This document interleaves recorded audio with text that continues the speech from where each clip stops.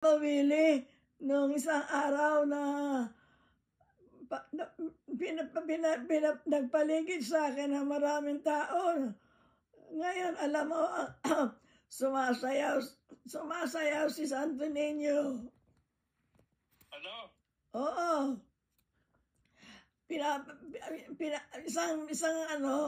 Isang araw, pinapaligiran ako ng maraming tao.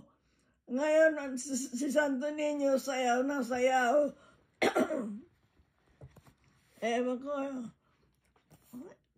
Talaga, ha? Oo.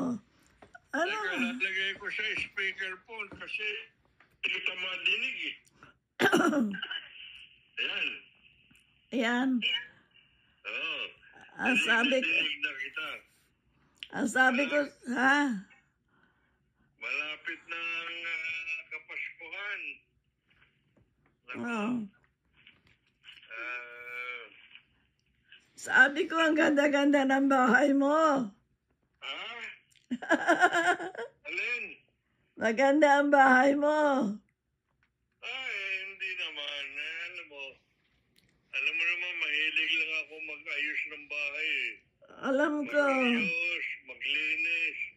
Yan ang namahanan ko sa inyo at saka sa lolo.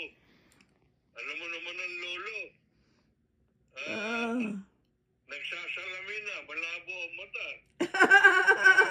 Pero ang alikabok, palagi niya nakikita.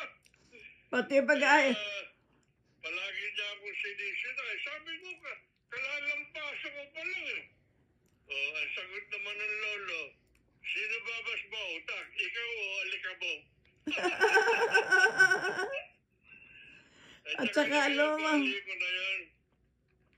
Maglinis, mag-ayos. Kasi masarap tumira sa isang bahay na malinis at maayos, hindi ba?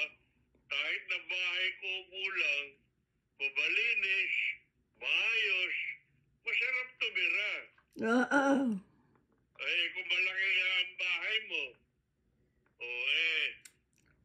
hindi naman maayos, hindi naman malinis. Wala. Tapos, yung mga nakatira, walang pagmamahalan, walang galangan. Mas gusto ko na yung simpleng buhay. At saka alam mo, lahat ng meron tayo, bigay ng Diyos yan eh. Lalo na yung buhay natin. Kaya, dapat alagaan natin. Magpapasalamat tayo. Meron tayong tirahan. Hindi pa tayo homeless. Kasi mo, ang lamig na ngayon. Homeless ka, nasa labas ka. Pag summer naman, mainit. At saka, sa kamukha ko, ang pinaka-importante sa akin, may banyo. Oo. Dahil